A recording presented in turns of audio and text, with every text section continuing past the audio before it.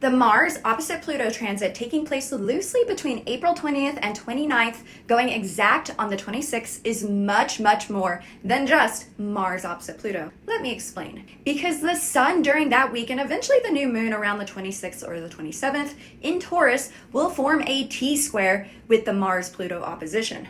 What we also see is Lilith in Scorpio also squaring Mars and Pluto at this time, forming kind of a fixed grand cross with these placements. Some people don't count Lilith in configuration, so I'm going to use air quotes because the energy is still there, so that's what matters. And in other words, things could get really, really interesting as we see increased energy, almost a battle of will coming from all directions, and that battle is going to be fixed, so it's going to be intense. So let's turn this into a cute little metaphor to break this down.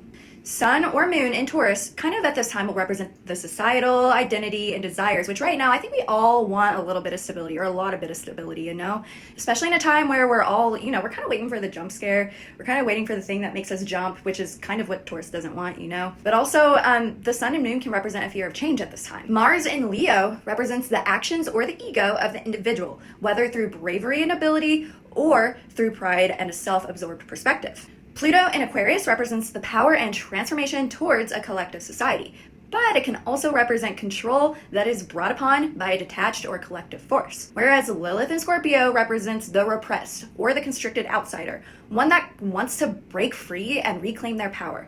But it can also represent the truths and manipulations that were once hidden, maybe coming to the surface. When all of these little planets or not planets form a fixed grand cross, putting all of these forces at tension, oh boy, we are all gonna want our cake and want to eat it too.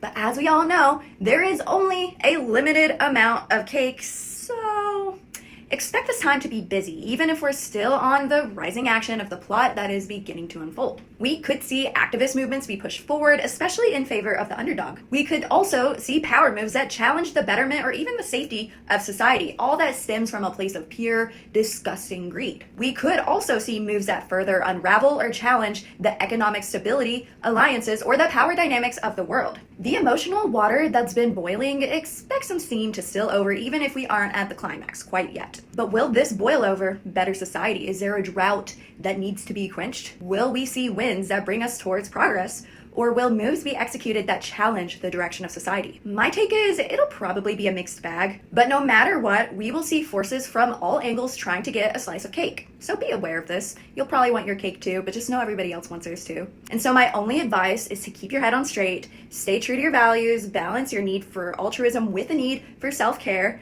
and balance your desire for power with your need for security. If we can't control others, the most we can do, or the least we can do, is control ourselves.